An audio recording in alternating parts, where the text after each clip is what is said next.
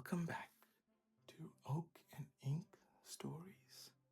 Tonight, we are visiting the edge of a very large sunny garden to meet Benjamin Bunny's children, the Flopsy Bunnies. They found a very comfortable place for a nap, but a little bit of trouble is on its way. Let's read The Tale of the Flopsy Bunnies.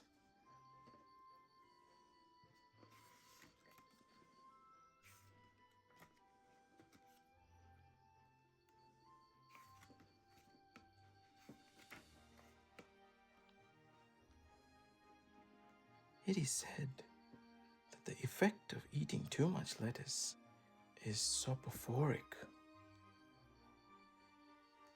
I have never felt sleepy after eating lettuces, but then I am not a rabbit. They certainly had very soporific effect upon the Flopsy Bunnies. When Benjamin Bunny grew up, he married his cousin Flopsy. They had a large family, and they were very improvident and cheerful. I do not remember the separate names of their children. They were generally called the Flopsy Bunnies. As there was not quite enough to eat, Benjamin used to borrow cabbages from Flopsy's brother, Peter Rabbit, who kept a nursery garden. When this happened, the Flopsy Bunnies went across the field to a rubbish heap in the ditch outside Mr. McGregor's garden. Mr. McGregor's rubbish heap was a mixture. There were jam pots and paper bags and mountains of chopped grass from the mowing machine, which always tasted oily, and some rotten vegetable marrows and an old boot or two. One day, oh joy, there were a quantity of overgrown lettuces which had shot into flower. The Flopsy Bunnies simply stuffed lettuces by degrees, one after another. They were overcome with slumber and lay down in the mown grass. Benjamin was not so much overcome as his children. Before going to sleep, he was sufficiently wide awake to put a paper bag over his head to keep off the flies. The little Flopsy Bunnies slept delightfully in the warm sun. From the lawn beyond the garden came the distant clackety sound of the mowing machine. The blue bottles buzzed about the wall, and a little old mouse picked over the rubbish among the jam pots. I can tell you her name. She was called Thomasina Tittlemouse, wood mouse with a long tail. While she and Benjamin were talking, close under the wall, they heard a heavy tread above their heads, and suddenly Mr. McGregor emptied out a sack full of lawn mowings right upon the top of the sleeping Flopsy Bunnies. Benjamin shrank down under his paper bag. The mouse hid in a jam pot. The little rabbits smiled sweetly in their sleep under the shower of grass. They did not awake because the lettuces had been so soporific. They dreamt that their mother Flopsy was tucking them up in a hay bed. Mr. McGregor looked down after emptying his sack.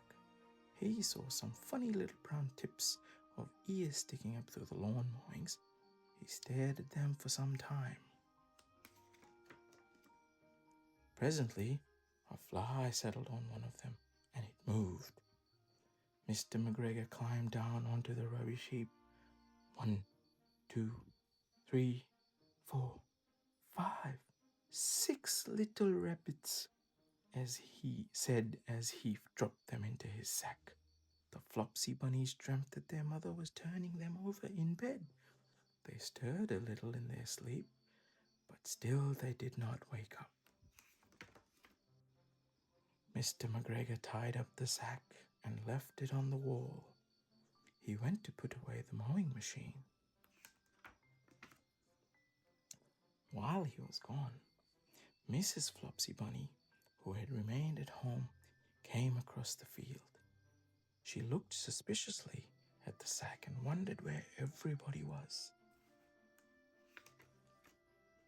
Then the mouse came out from her jam pot, and Benjamin took the paper bag off his head, and they told the doleful tale. Benjamin and Flopsy were in despair, and they could not undo the string. But Mrs. Tittlemouse was a resourceful person. She nibbled at the hole at the bottom of the corner of the sack. The little rabbits were pulled out and pinched to wake up.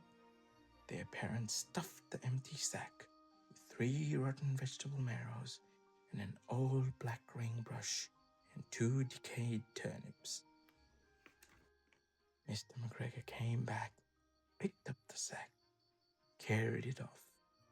He carried it hanging down, as if it were rather heavy. The Flopsy Bunnies followed at a safe distance.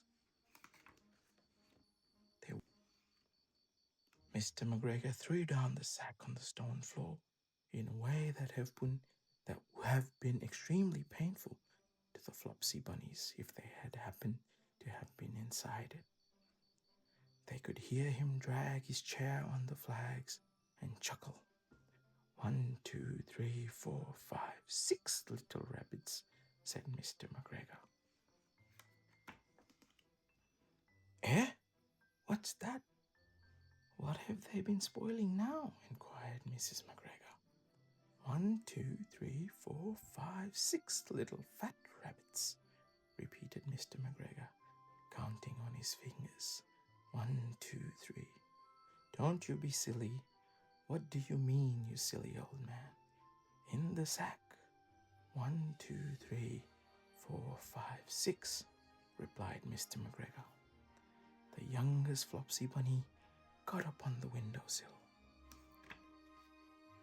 Mrs. McGregor took hold of the sack and felt it. She said she could feel 6, but they must be old rabbits because they were so hard and all different shapes. Not fit to eat, but the skins will do finely to line my old coke. Line your old coke, shouted Mr. McGregor. I shall sell them and buy myself baccy. Rabbit tobacco? Mrs. McGregor untied the sack and put her little hand inside. When she felt the vegetables, she became very, very angry. She said that Mr. McGregor had done it a purpose. And Mr. McGregor was very angry too. One of the rotten marrows came flying through the kitchen window and hit the youngest Flopsy Bunny. It was rather hurt. Then Benjamin and Flopsy thought it was time to go home. So Mr. McGregor did not get his tobacco, and Mrs. McGregor did not get her rabbit skins. But next Christmas, Thomasina Tittlemouse got a present of enough rabbit wool to make herself a cloak and a hood, and a handsome muff, and a pair of warm mittens. The end.